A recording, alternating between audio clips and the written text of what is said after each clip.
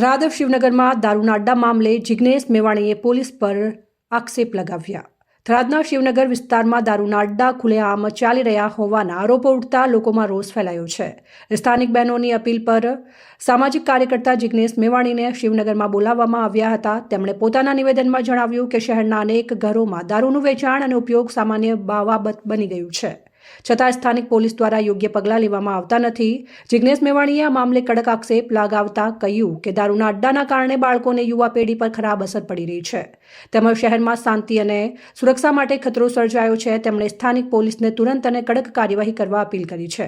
સ્થાનિક લોકો પણ તેમના તરફેણમાં ઉતર્યા છે અને કહ્યું કે પોલીસની જાગૃતિ અને ગેરકાયદેસર પ્રવૃત્તિઓ સામે સખત પગલાં લેવામાં આવવાથી જ શહેરમાં શાંતિ જળવાઈ રહેશે।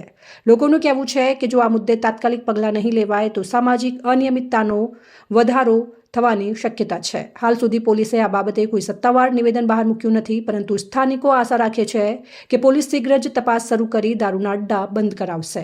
જિલ્લા પોલીસ વડા ત્રણે હાજર છે। ફરીથી કો ડ્રગ્સ વેચાય છે,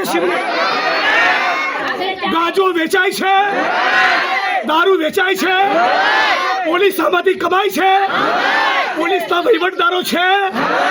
આ પરિસ્થિતિ છે। મારે ફરી આવો સૂત્રોચ્ચાર ના કરવો પડે એવી તમે પાકી બાંહેધરી આપો।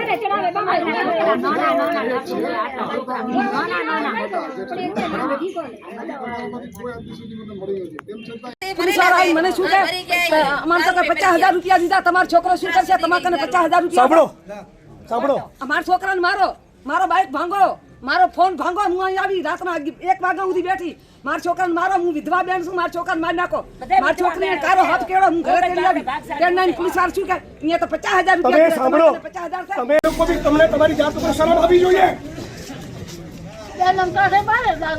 આ બહેનોએ ફરિયાદ કરવી પડે। શું કરો છો આટલા ટાઈમથી? 1 મિનિટ ધૂળ પડી તમારી જવાનીમાં। આટલા બધા પુરુષો છો, શું કરો છો તમે?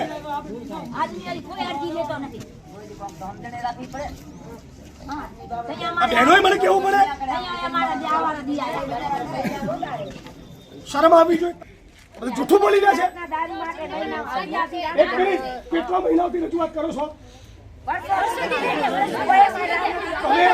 તમે અમને આજે 1 મિનિટ તમે આજે મને વચન આપો કે જિગ્નેશભાઈ, ભાઈ સાંભળી લો, અહીંના પોલીસ સ્ટાફમાંથી જિગ્નેશભાઈને કોણે કીધું, જિગ્નેશભાઈને કોણ લઈને આવ્યું એવું એક માણસ કહે ને તો મને કહેજો, બરાબર આપો।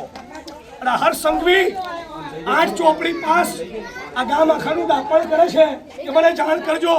જો આ બધા વિડીયો લઈ રહ્યા છે, મૂકો એને ફેસબુક પેજમાં જઈ કે અમારા શિવનગરમાં દારૂ બી છે, ડ્રગ્સ બી છે અને ગાંજો બી છે, તારામાં તાકાત હોય તો બંધ કરાય 8 ચોપડી પાસ।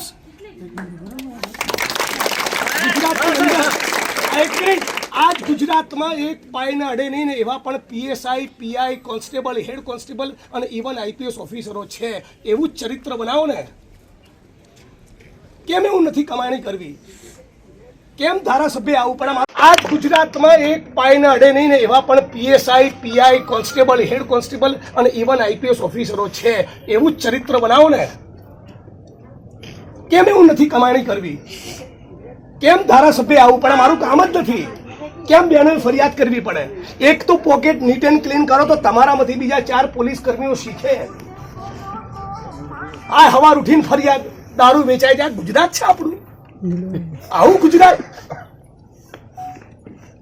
નું મંદિર, વડતાલ સ્વામિનારાયણ સંપ્રદાયનું મંદિર, સાળંગપુર હનુમાનનું મંદિર, સોમનાથ મંદિર અને દ્વારકા મંદિર ગુજરાતના હિન્દુ ભાઈ બહેનોની આસ્થાના પ્રતીક એવા આ મંદિરોની 2 કિલોમીટર 3 કિલોમીટરની ત્રિજ્યામાં પણ રાજ્યના ગૃહ વિભાગ અને મુખ્યમંત્રી કાર્યાલયની રેમ નજરના કારણે, રાજ્યના પોલીસ વડાની રેમ નજરના કારણે ખુલ્લે આમ છડે ચોક રાત દિવસ દારૂના અડ્ડા ચાલે છે। ગુજરાતની અનેક હજારો બહેનો, હિન્દુ બહેનો એ વિધવા બની ચૂકી છે, વિધવા થઈ રહી છે। આજે કોંગ્રેસ પાર્ટીએ ધીમાથી જન આક્રોશ યાત્રાનું રેલીનું પ્રસ્થાન કર્યું। એ દરમિયાન થરાદના શિવનગર વિસ્તારની બહેનોએ મને જાણકારી આપી કે અમે શિવનગરના લોકો ત્રસ્ત બની ચૂક્યા છીએ. પોલીસની મિલીભગતના કારણે બુટલેગરો બેફામ બન્યા છે. દારૂ તો ઘરે ઘરે ડિલિવરી દ્વારા પહોંચાડવામાં આવે છે.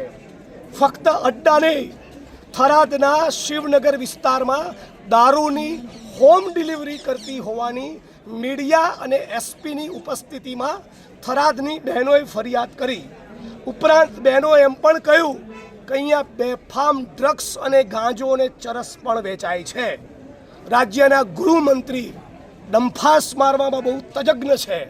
તો એમને કહેવા માગું છું, તમે હમણાં એક મીડિયા કર્મીને કહેતા હતા, ક્યાંક બોલ્યા હતા તમે કે ગુજરાતમાં ક્યાંય પણ દારૂની બધી હોય તો મને મારી ધ્યાન ઉપર લાવજો. તો અહીંયા આવો ઊંધા પડો એટલે ખબર પડે કે શિવનગરની બહેનોને તમે કેટલી રંજાડી છે. હવે જિલ્લા પોલીસ વડાએ આજે બાંહેધરી આપી છે કે આવનારા ટૂંક સમયમાં ફરી તમારે જિગ્નેશભાઈ અહીંયા ફરિયાદ માટે આવવું નહીં પડે, ફરી બહેનોએ ફરિયાદ કરવી નહીં પડે. ફરી જો મારે અહીં આવવું પડશે તો આનાથી વધારે ઉગ્ર સ્વરૂપ ધારણ કરીશ. કોકને સસ્પેન્ડ કરાયા વગર ઊભો નહીં થવું. અને થરાદની જનતાનું મને જનસમર્થન છે. શિવનગરનો એક એક માણસ મારી જોડે લડવા તૈયાર છે. અહીંયા દારૂ પણ બંધ થવો જોઈએ, ડ્રગ્સ પણ બંધ થવું જોઈએ, ગાંજો ચરસ પણ બંધ થવા જોઈએ. બધા રેડી છો ભાઈ? 100% પૂરી થશે. બરાબર, હું અહીંયા જ છું, તમારી વચ્ચે જ છું. તમારી ઓફિસ તમારી બાજુમાં જ મારી ઓફિસ છે.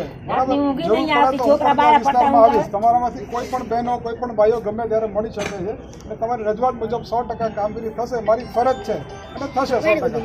સાહેબ પાસે 6 વાગ્યાથી આ 11-12 વાગ્યા સુધી રાતનો બૈરી ભણે કોઈ બહાર નીકળવું હોય તો થઈ જાય.